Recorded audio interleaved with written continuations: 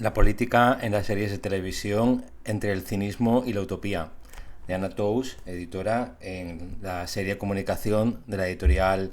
de la Universitat Oberta de Cataluña. Es un libro de varios autores que apareció en mayo de 2015 y del que vamos a dar algunas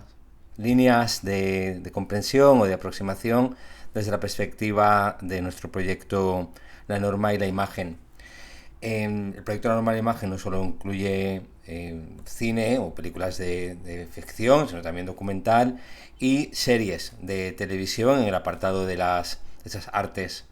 que se suceden en el tiempo, como la música, y también, desde luego, un apartado a la cuestión del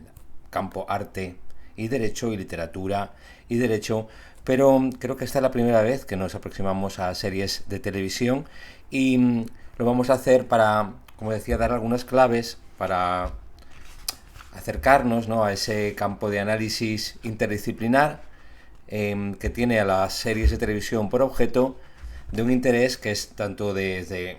los estudios de comunicación, como de las bellas artes, como de la ciencia política, como del derecho, como de la sociología, en todo caso no solo de la comunicación audiovisual, o en todo caso de una comunicación audiovisual interesada por cuestiones pues propias también de la filosofía social. Bueno, es un texto que edita Anna Tous Rovirosa, que es profesora en la Universidad Autónoma de Barcelona. Ella es doctora en periodismo y ciencias de la comunicación, y ese en general es el tono de este texto a muchas manos. Jorge Carrión, bueno, que es muy conocido desde que quedó, o al menos yo lo conocí cuando quedó finalista del premio Anagrama de ensayo con librerías. De eso hace ya pues más de 10 años, pero desde entonces ha publicado muchos libros sobre ficción y no ficción, entre ellos Crítica sin ficción, que apareció en nuestra querida editorial Candaya, Mejor que ficción, Crónicas ejemplares, en Anagrama y muchas otras. Concepción Carcajosa Virino, que es profesora de comunicación audiovisual. Javier Ciguela, doctor europeo en Derecho Penal, es licenciado en Derecho en Ciencias Políticas. Raquel Crisóstomo, profesora de Ciencias de la Comunicación de la Universidad Internacional de Cataluña. Fernando de Felipe, es un doctor en Bellas Artes por la Universidad de Barcelona. Manuel Garín, y profesor de narrativa serial y estética cinematográfica en la Pompeu Fabra. Iván Gómez, doctor en teoría de literatura y literatura comparada por la Universidad Autónoma de Barcelona. Xavier Grabolosa, graduado en comunicación audiovisual, también por la Pompeu Fabra, estudiante de su interesante máster universitario de estudios de cine y audiovisual contemporáneo.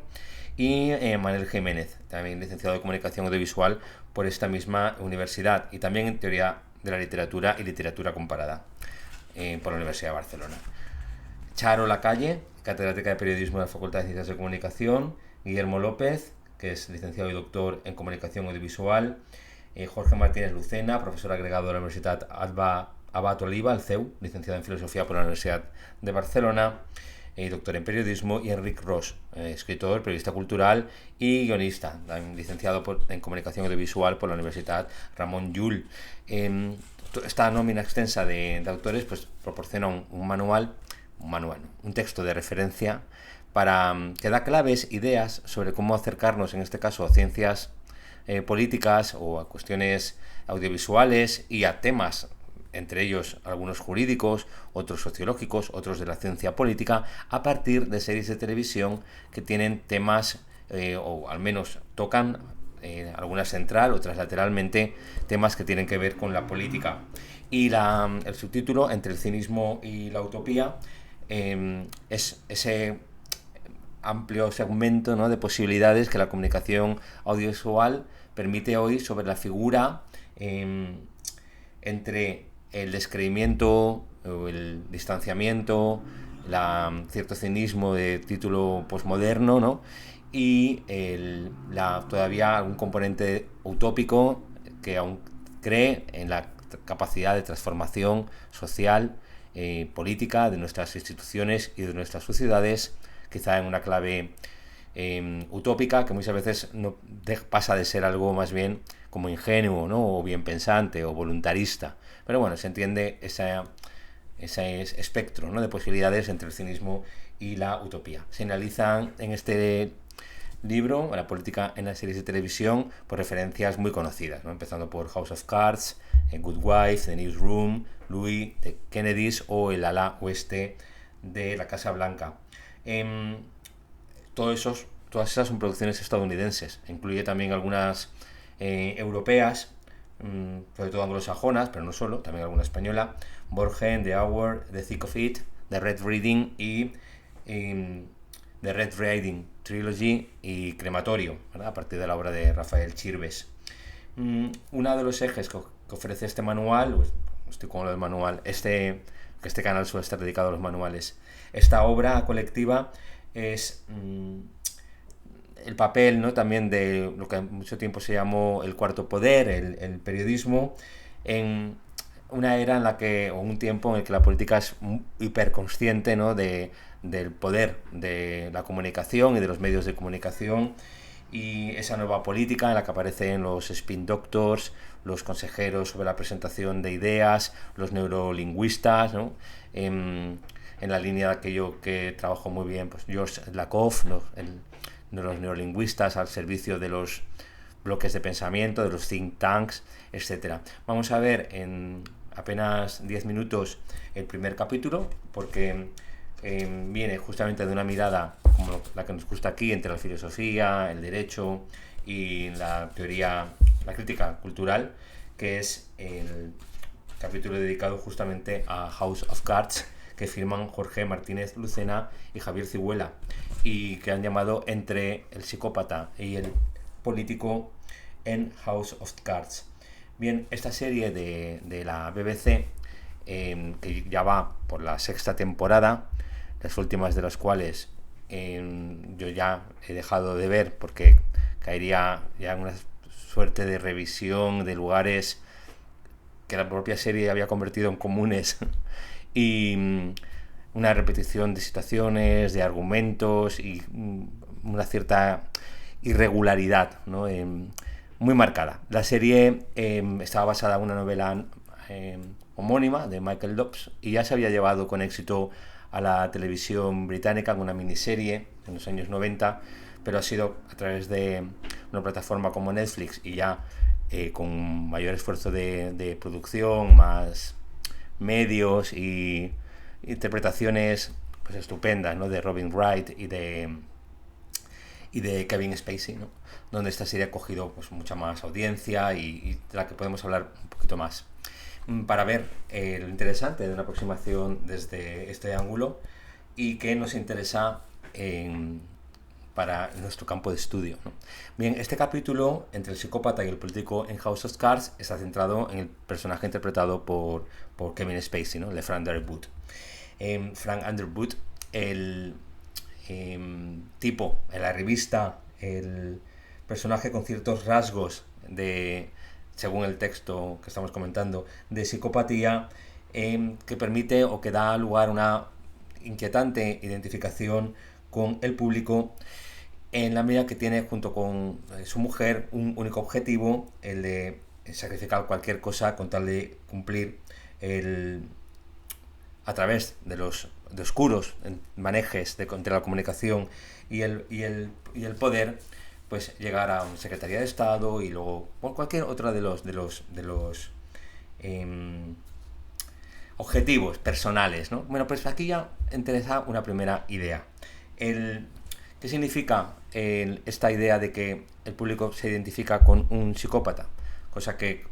creo que pudimos comentar en un vídeo anterior sobre la figura de Patrick Bateman, el psicópata con todas las letras de la novela American Psycho de Bret Easton Ellis por parte de muchos jóvenes, o la retirada, la parada de burro, podemos decir, bien pensada, bien finalizada, de que es la folie de la segunda parte de Joker, ¿no?, el film de Todd Phillips, donde resulta que Joker no es Joker, sino simplemente un ser herido, un Arthur Fleck, un tipo golpeado, y en ningún momento, como si quisieran advertirnos con todas las mayúsculas, debe ser convertido en un ídolo de una revolución nihilista o violenta de las masas. Bueno, aquí hay algo que se está cociendo hace años y es nada más y nada menos que la toma de conciencia por parte de los expertos en comunicación política de las señas de identidad, de las tendencias de una sociedad que ya había sido analizada, aunque este capítulo no lo mencione y quizás esta sea una interesante laguna, por sociólogos, sin ir más lejos, como Christopher Lasch, ¿no? Que en 1979 había escrito ese análisis de la cultura del narcisismo primario, de la confusión del deseo íntimo, privado, con el mundo, ¿no? En esa fase clásicamente descrita por Freud, y donde los medios de comunicación, el cine y la televisión daban ya o creaba un escenario donde un individuo narcisista que había convertido en tal, entre otras cosas, porque el propio mundo se estaba convirtiendo en un espejo, ¿verdad? En espejo de la vanidad, con una especie de vaciamiento, decía Christopher Lasch, del contenido. Aquí salía la vena un poco así comunitarista en términos políticos, Christopher Lasch, bueno, la vena centrada en la perspectiva, centrada en valores comunes, en bienes, en lo bien común, en valores. Creo que hay un pasaje muy bueno de Christopher Lasch en la cultura del narcisismo, el libro de 1979, que apareció reeditado hace poco aquí en España en Capitán Swing, en la editorial Capitán Swing, si no me equivoco. Christopher Lasch venía a decir algo así como que los primeros inmigrantes de europeos que llegan a Estados Unidos, la gente del Mayflower y otros, con su ética puritana, su ascetismo, su calvinismo, su idea de que el trabajo duro, el orden, la exteriorización de esas virtudes, el autocontrol, etcétera, eran a la vez signos y señales y mensajes que tenían que ver con una salvación personal. Ese grupo de seres humanos itinerantes en tránsito que se establecen en Estados Unidos se hacen o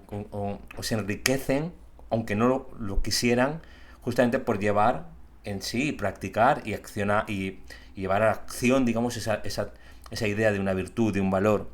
del trabajo duro, del ahorro, de la frugalidad, etc. Dice Christopher Lasch, pero más tarde, por resumirlo con la frase famosa de Benjamin Franklin, esa de que el tiempo es oro y que uno se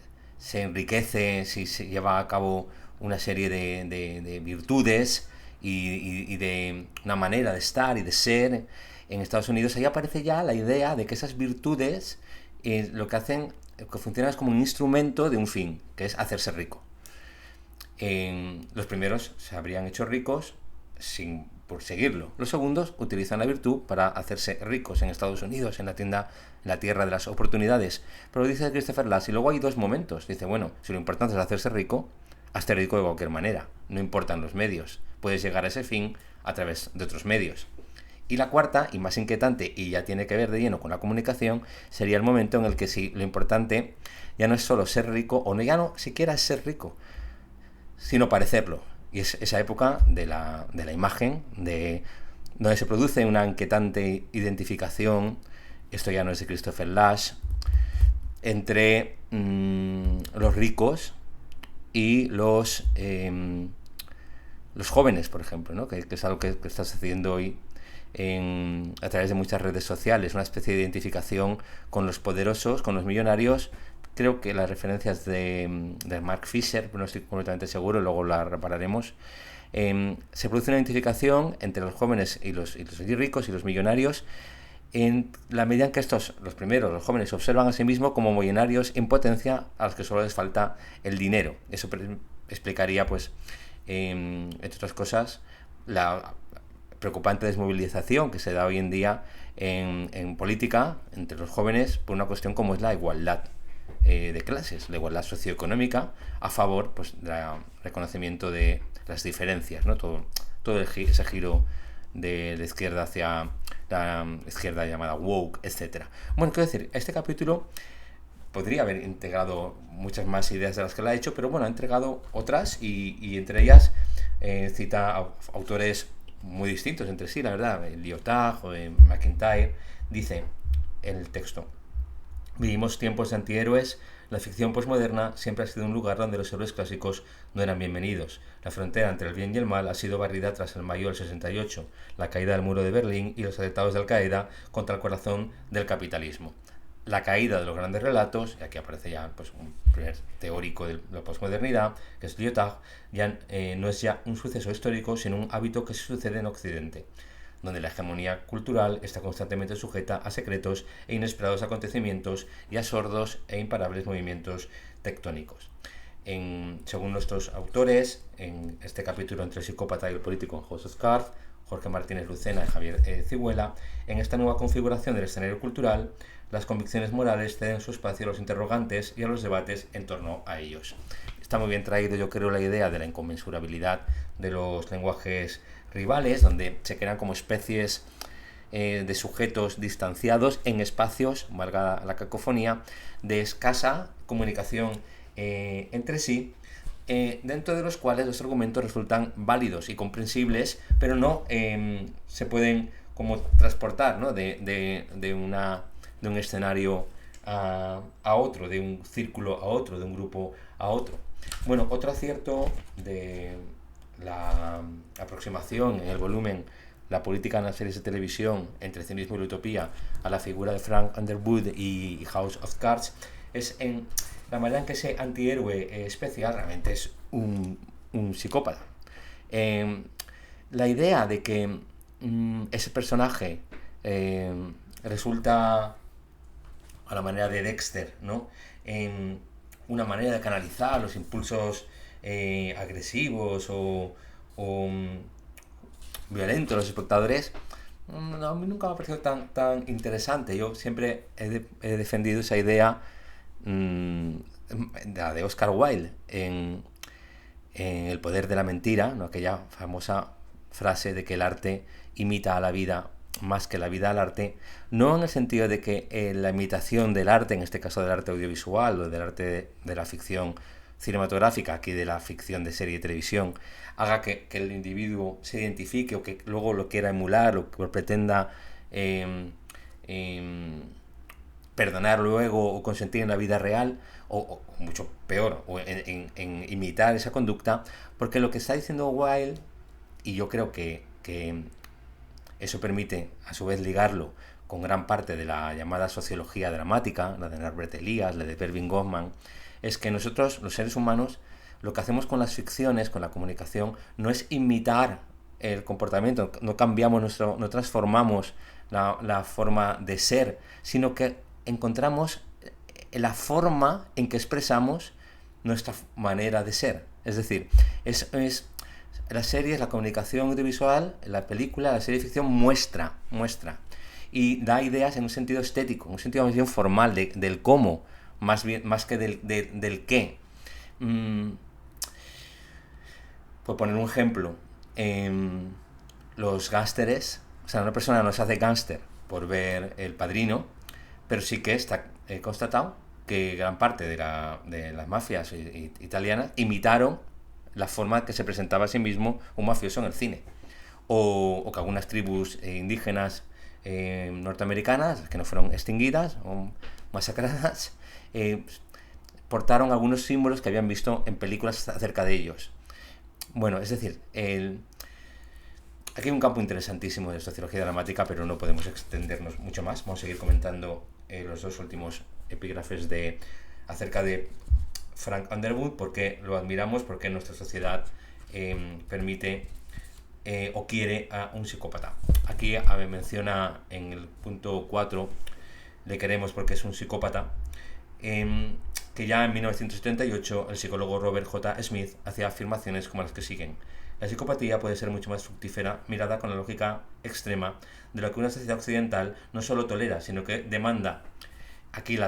lo que demanda, según Smith, es la fama y la fortuna.